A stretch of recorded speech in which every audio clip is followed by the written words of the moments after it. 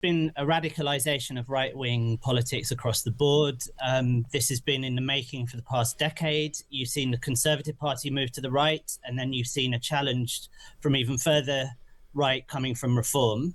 And the latest stage of this, obviously, is that Restore Britain was set up as a breakaway group from Reform. Rupert Lowe positioned them explicitly as more hardline than Reform on issues like immigration and so on. And all of that has happened against a wider background of a worsening political climate. Ethno-nationalism, a political ideology that says a nation belongs to a specific ethnic group united by ancestry, language and culture.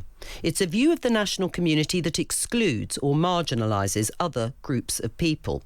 Anti-fascist organisation Hope Not Hate has published investigations reporting that the political party Restore Britain, led by MP Rupert Lowe, has attracted and integrated far-right extremists, neo-Nazis and ethno-nationalists.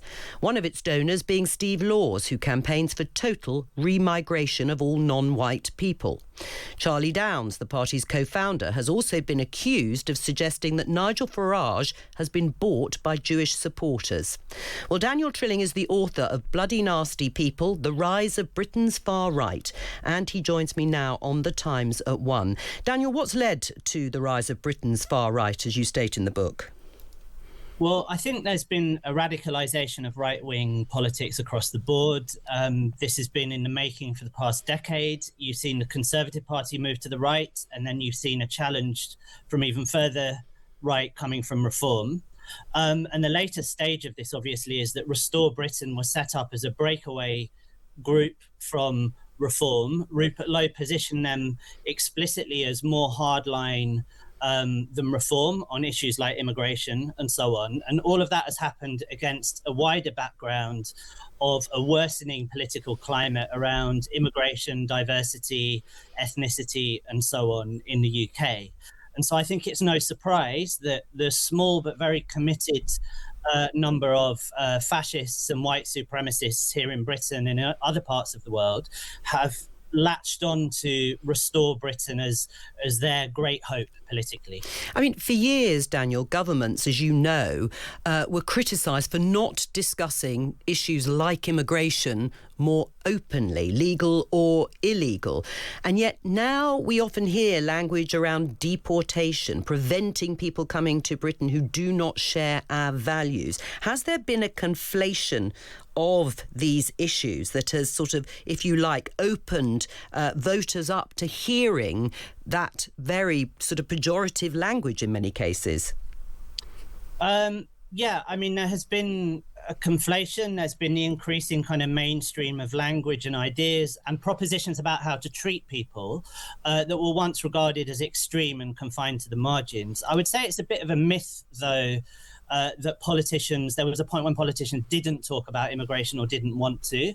I mean, my political memory goes back to the late 1990s, you know, the early days of the new Labour government. Yes. And from then on, immigration has been a major topic of discussion in British politics. Yes. And successive prime ministers have made, you know, a big show of making pronouncements on it. I think the real issue is how people are talking about it and why, what's being promised, what's regarded as acceptable or unacceptable in terms of how people are portrayed in those conversations. And that's really taken a turn for the worse in the last 5 to 10 years, I think. I mean, to take that theme on a bit further, we often hear, and in the past heard, anti-migration policies that were talked about in terms of scarcity in jobs or houses and public services. We are hearing more about it in terms of cultural coherence, which perhaps wasn't really articulated in the period you were talking about in the 90s. Yeah, I mean, I think those claims have actually always been there as well. If you look at, say, the Daily Telegraph in the years immediately after New Labour came to power, they were really pushing the kind of cultural arguments against immigration even then. I think a couple of things have changed. One is that we've, you know, for a long time, we lived in good economic conditions where economic immigration was considered a key element of growth and prosperity for the UK. But really, since the early 2010s, growth and prosperity have been elusive. And governments have really struggled to come up with an account of why that is and what they can do about it to change that. And I think in that gap, hostility to immigration has really been allowed to grow. And then the other thing that's been happening kind of in parallel with that is that the arguments about culture and society and identity have essentially gone unchallenged. I think, immigration implies a form of social change alongside many other forms of social change, like the age profile of the population, gender balance in top jobs, for instance. All of these things are changes in society. Some people like them, some people don't. But I think when it comes to immigration, far too much space has been given to what are, when you come down to it, racist arguments about the nature of British identity. There was a failure to challenge them when they were more marginal.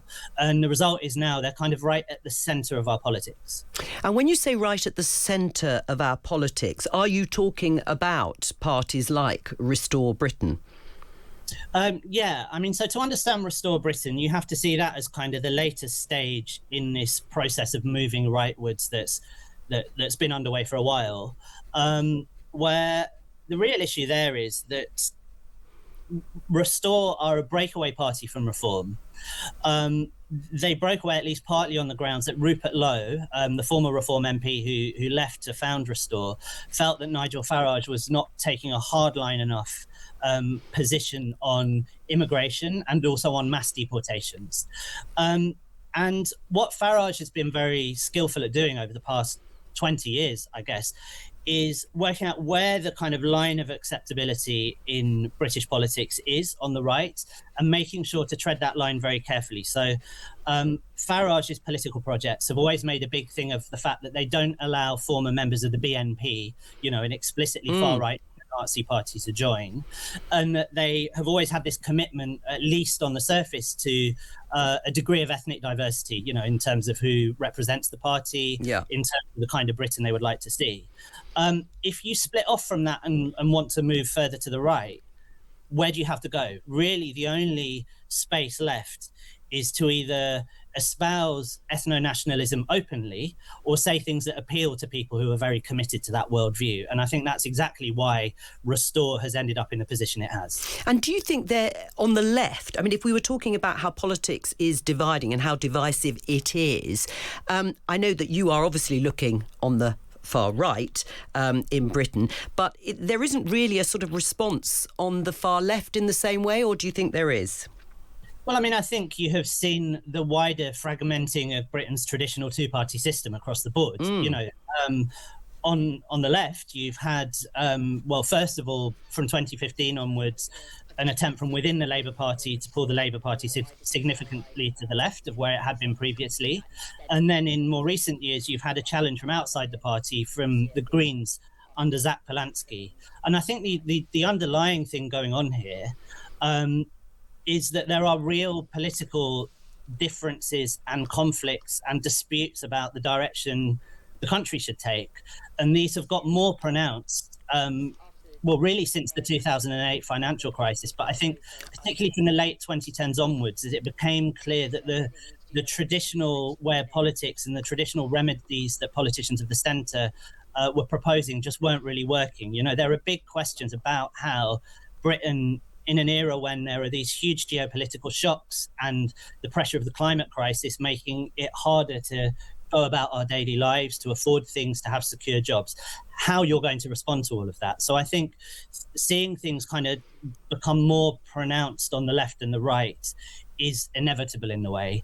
And that's not to say that all of the solutions are kind of equal and that there's a kind of complete moral equivalence between left and right, because as far as I can see it, the left-wing challenges have gone nowhere near solutions as extreme and damaging and anti-human as proposing things like mass deportations or remigration as the even more extreme elements of the far right put it. Daniel Trilling, author of Bloody Nasty People, The Rise of Britain's Far Right. Thank you very much for talking to me. And Rupert Lowe, the leader of Restore Britain, has said, "I detest far right, ethno-nationalist, neo-Nazism. I have never been driven by that."